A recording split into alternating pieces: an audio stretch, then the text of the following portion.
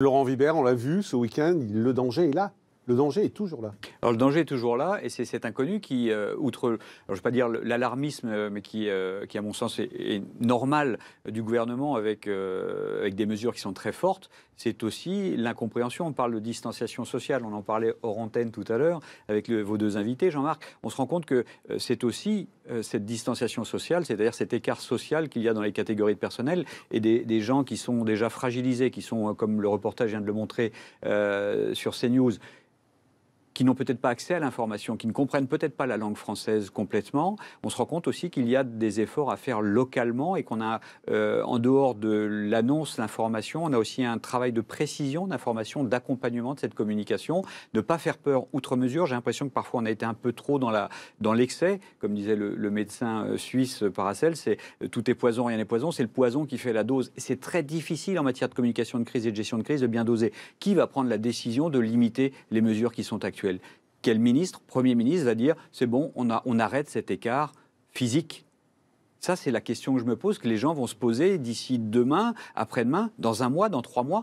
On va vivre comme ça combien de temps? Et est-ce que c'est naturel, normal, suffisant? Ça, c'est la grosse inconnue qui va être aussi une des problématiques du gouvernement. On l'a vu avec le plan Vigipirate, et je termine dessus, ou Sentinelle. On avait les codes couleurs, on parlait des couleurs tout à l'heure. On s'est rendu compte que c'était anxiogène et personne ne descendait du rouge grenat. Et on s'est dit, tiens, on va faire un triangle avec 2 niveaux, puis un petit 3e à la marge pour... on fait ce qu'on veut avec. Là, ça va être très difficile, en effet, des zones vertes, orange, rouge. On ne sait pas trop, c'est le monde de l'inconnu. Il va falloir s'adapter à cela, mettre en place de la communication et de la gestion de crise appropriée. On ne l'a pas été pendant des années, y compris sur H1N1, où on a bien vu comment ça avait été géré, plutôt bien, mais on n'a pas été content parce qu'on ne voulait pas être vacciné, on ne voulait pas avoir des tests, etc. Et que d'un coup, là, on change le paradigme. Et c'est ça peut-être qui est difficile pour l'ensemble des Français, c'est que d'une culture, parfois dans les pays asiatiques, où on a l'habitude des masques, et on se moquait même, nous, des gens, et, par exemple, sur les Champs-Élysées, en disant, regarde-les, ils sont en vacances, ils s'embêtent avec un masque.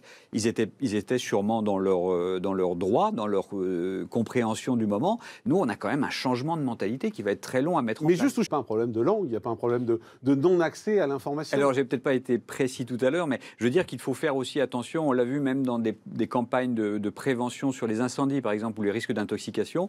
Il y a des populations, et notamment le feu Paris Hôtel Opéra, vous vous souvenez, il y a malheureusement aux alentours des années 2005 beaucoup de morts parce que les gens n'arrivaient pas à lire les consignes de sécurité. Je veux dire par là qu'il y a parfois un travail local à faire aussi pour que tout le monde ait la même compréhension des enjeux et donc de la prévention.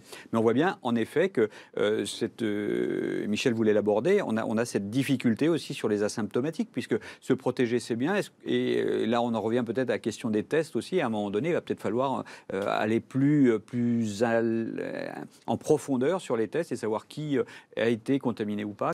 Là, on est vraiment en matière de gestion de crise entre la différence qui est toujours utile de la planification, c'est-à-dire des plans, et on en a qui ont été démontés, remontés, certains mis au placard. On avait quand même ce terrain de travail, ce terreau sur le H1N1, le SARS. On a l'impression que voilà, on a oublié, et puis on se dit ça coûte de l'argent, ça sert à rien. Les Prus a été absorbé, alors que c'était vraiment l'agence qui devait permettre d'avoir cette réserve sanitaire et faire face à une pandémie comme celle-ci. Donc on a détricoté, on essaye de retricoter, mais en effet, il y a des trous dans l'espace-temps qui fragilisent notre préparation à la gestion des crises de grande ampleur. À ceci près aussi, c'est que le risque zéro, on le sait, n'existe pas. Mais quand on l'a dit, ça ne sert plus à rien. Qu'est-ce que l'on fait demain pour justement limiter ces espaces-temps matériels de préparation? Parce que là, l'impréparation a marqué les esprits et qu'il faut vraiment... Et ça continue. Et c'est devenu... Alors, ce n'est pas un cluster de la crise, mais c'est un marqueur, comme dans nos métiers, on le dit en gestion de crise, en communication de crise. Les masques ont été le marqueur. On a eu aussi le professeur Raoult.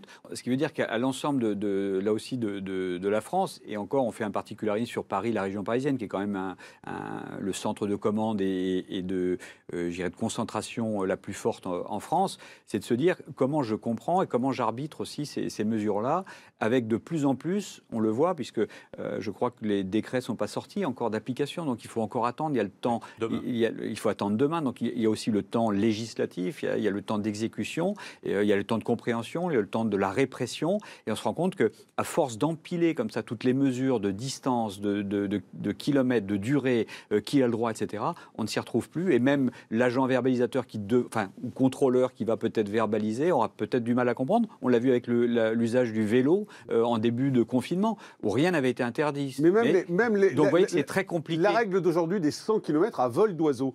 Qui connaît les distances à vol d'oiseau aujourd'hui? Enfin, on peut les connaître avec son GPS. Vous avez des applications qui sont mises dessus. Mais c'est de se dire, là aussi, Olivier Véran l'a dit, a priori, c'est la distance moyenne sociale, c'est-à-dire de déplacement. J'ai volonté d'être optimiste. Mais je suis très inquiet sur la capacité de l'État de manière générale et de l'ensemble des citoyens à co-construire, je ne veux pas dire le monde de demain, mais cette évolution. On a eu des règles strictes, on en a encore de plus strictes sur le comportement.